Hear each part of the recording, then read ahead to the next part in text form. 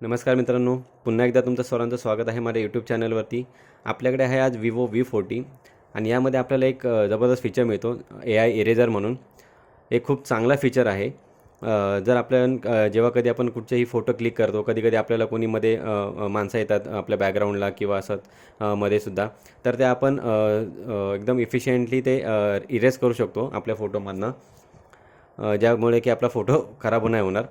तर त्यासाठी आपल्याला सिम्पली जायचं आहे. एखादा कुठचा आपण जो फोटो क्लिक केलेला असेल त्यासाठी जायचं आहे आपल्याला आपल्या फोटो गॅलरीमध्ये आणि आपल्याला नंतर जायचं आहे एडिटमध्ये.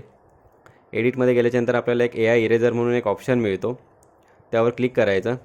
आता सपोज या फोटोमध्ये मी एक सिंगल इरेज करतो आहे.